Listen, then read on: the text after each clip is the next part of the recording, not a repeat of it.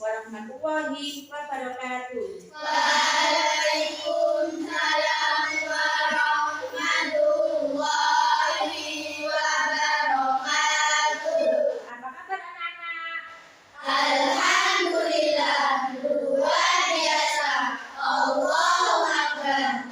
Sebelum pelajaran kita mulai, mari kita berdoa bersama-sama. Ayo, siapa yang memimpin doa hari ini? Ya, silakan. Mari kita membaca doa bersama-sama. Bismillahirrahmanirrahim.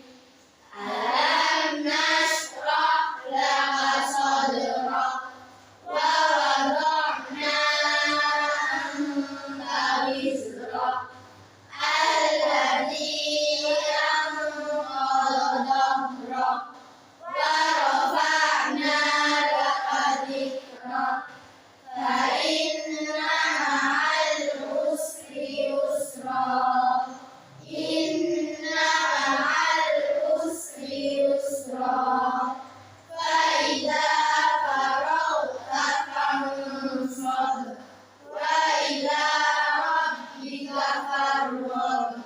Amin. Mudah-mudahan apa yang nanti kita pelajari bermanfaat dan berjalan lancar.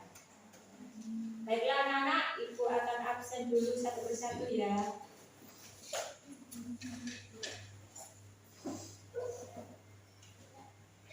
Alif, Hadir, Asar, hadir, Awa, Labib, hadir, Dewi, hadir, Yasmin, hadir, Sasa, hadir, Ika, hadir, Kansa, hadir, Munifa, hadir, Elsa, hadir, Ain. hadir. Alhamdulillah pada hari ini anak-anak sudah masuk semuanya dalam keadaan sehat walafiat. Baiklah anak-anak, Ibu akan membacakan tujuan pembelajaran hari ini. Ya. Yang pertama, setelah pembelajaran peserta didik dapat meyakini qada dan qadar Allah dengan benar. Yang kedua, setelah pembelajaran peserta didik dapat menunjukkan sikap patuh dan tanggung jawab sebagai implementasi iman kepada qada dan qadar dengan benar. Yang ketiga, setelah pembelajaran peserta didik dapat menjelaskan qada dan qadar Allah dengan benar. Yang keempat, setelah pembelajaran peserta didik dapat menganalisis perbedaan qada dan qadar Allah dengan benar. Yang kelima, setelah pembelajaran peserta didik dapat menyimpulkan hikmah meneladani qada dan qadar Allah dengan benar. Yang keenam, setelah pembelajaran peserta didik dapat menyajikan contoh qada dan qadar Allah dalam kehidupan sehari-hari dengan benar. Baiklah anak-anak, sebelum pelajaran kita mulai, masih ingat dengan pelajaran yang kemarin? Masih. Tentang apa? Asmaul Husna. Apa yang dinamakan Asmaul Husna? Nama-nama Allah yang baik. Dewi, berapa jumlahnya? 99.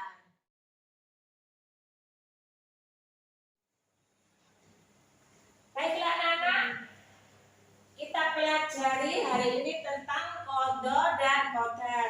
Kalian buka buku Akidah Akhlak halaman 25. Ya, bab 3 ya. Halaman 25 sudah semua? Nah, di sini ada beberapa gambar ya tentang yang berhubungan dengan qada dan qadar. Nanti kalian amati ya gambar-gambar ini ya. Ini ya. Ada gambar 1, 2, dan 3. Selanjutnya ada gambar 1, 2, 3, 4. Nanti kalian amati, kalian cermati gambar apa saja itu dan kalian baca tentang qada dan qadar. Ayo, silakan untuk membaca, dikasih Bu Guru untuk waktu selama 5 menit. Silakan membaca materi tentang qada dan qadar dan simak gambar yang ada di dalamnya. Silakan.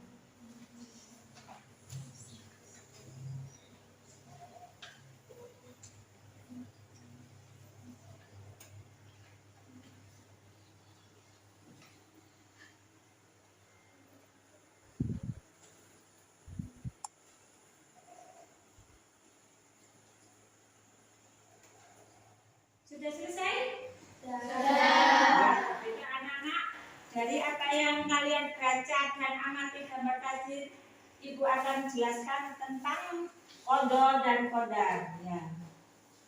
Pengertian qadha dan qadar.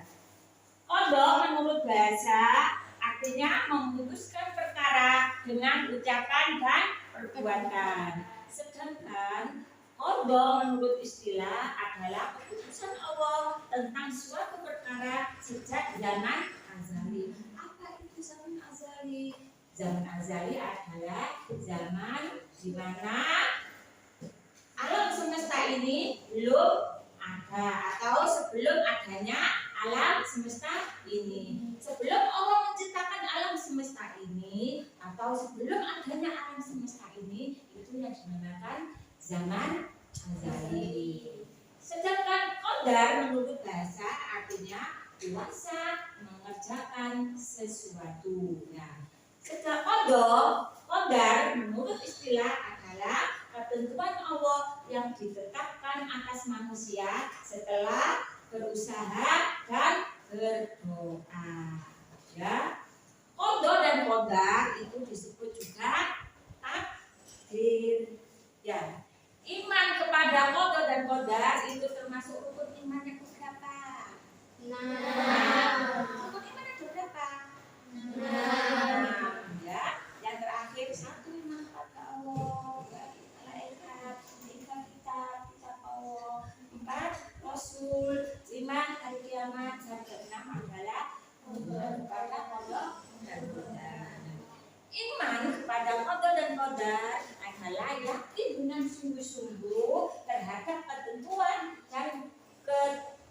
Allah atas suatu perkara yang ditetapkan oleh Allah sejak baik itu akan terjadi maupun yang tidak terjadi. Nah, takdir itu adalah rahasia Allah. Tidak ada seorang pun yang dapat mengetahuinya. Ya, manusia tidak bisa mengetahuinya. Hanya Allah yang tahu.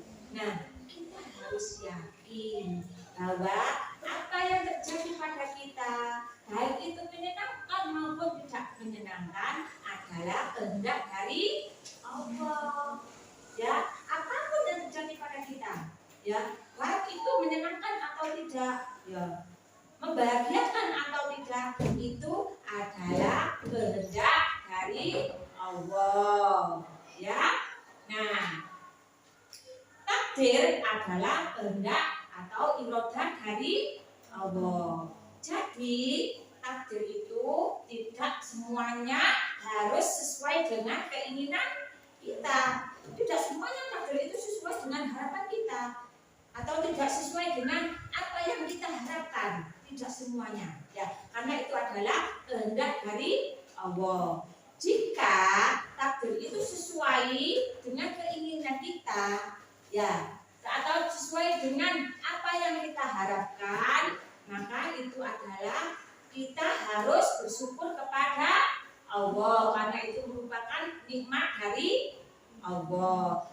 Jadi jika takdir itu tidak sesuai dengan keinginan kita atau tidak sesuai dengan apa yang kita harapkan, ya, atau merupakan cobaan dari Allah pada kita atau sebuah musibah, maka kita harus menghadapi takdir itu dengan sabar, lapang dada, ya, harus dengan tabah, ya, apa yang terjadi itu adalah merupakan takdir dari Allah. Hikmah beriman kepada qadha dan qadar. Ya, 1, melatih diri untuk banyak bersyukur dan bersabar. Ya, orang yang beriman kepada qadha dan qadar, ya, itu akan bersyukur dan bersabar. Jika ditimpa musibah, beliau tetap sabar karena meneladani qadha dan qadar.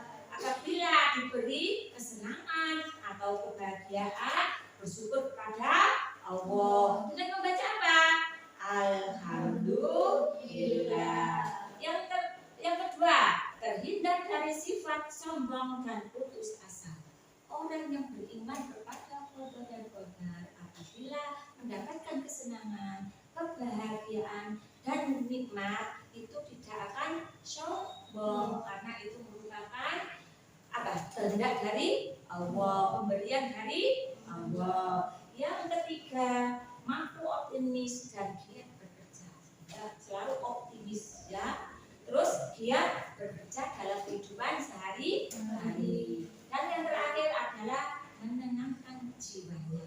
Jiwanya tenang. Ya, karena apa? Ikhlas, sabar. Ya, itu makanya jiwanya tenang ya.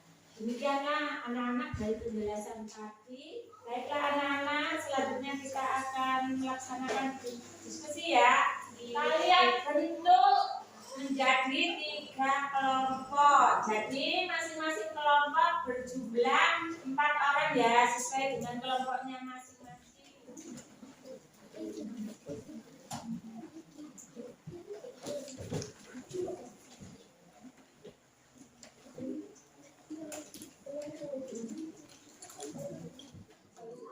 Assalamualaikum warahmatullahi wabarakatuh. Waalaikumsalam warahmatullahi wabarakatuh. 1. Jelaskan pengertian qada dan qadar menurut istilah. Qada menurut istilah adalah keputusan Allah tentang sesuatu perkara sejak zaman azali. Qadar menurut istilah adalah ketentuan Allah yang ditetapkan atas manusia setelah berusaha dan berdoa. Anak-anak, dari pelajaran yang kita pelajari hari ini tentang qada dan qadar dapat kita simpulkan ya. Apa pengertian qada menurut bahasa tadi? Memutuskan perkara dengan ucapan atau perbuatan. Menurut istilah Keputusan Allah tentang suatu perkara sejak zaman azali. kalau qada menurut bahasa artinya Kuasa mengerjakan sesuatu. qadar menurut istilah Ketentuan Allah yang ditetapkan atas manusia setelah berusaha dan berdoa. apa perbedaan qada dan qadar? Qada merupakan suatu ketentuan dari Allah atas makhluknya sejak zaman azali dan tidak bisa dirubah oleh siapapun. Sedangkan qadar adalah ukuran dari ketetapan Allah atas segala keputusan di saat kita telah berada di alam dunia. Dengan usaha dan daya upaya kita dalam berusaha. Takdir dibagi menjadi berapa? 2. Takdir Kubro. yaitu Takdir yang sifatnya tetap dan tidak bisa berubah karena kemauan atau usaha manusia. contohnya Kematian, kelahiran, jenis kelamin, dan jodoh. 2 takdir Mualah. yaitu Takdir yang dapat berubah karena adanya usaha yang dilakukan manusia. contohnya Jika ingin pandai harus belajar. Jika ingin kaya harus bekerja. Jika ingin sembuh harus berobat. apakah anak-anak tadi suka dengan pelajaran hari ini? Suka. Senang dengan diskusi hari ini? Senang. Alhamdulillah ya. Jangan lupa ya, rajin belajar, jangan malas-malas ya. Belajarnya ditingkatkan lagi ya tentang qada dan qadar. Baiklah anak-anak, sebelum kita akhiri, mari kita berdoa bersama-sama dengan bacaan hamdalah. Alhamdulillahirabbil alamin. Assalamualaikum warahmatullahi wabarakatuh.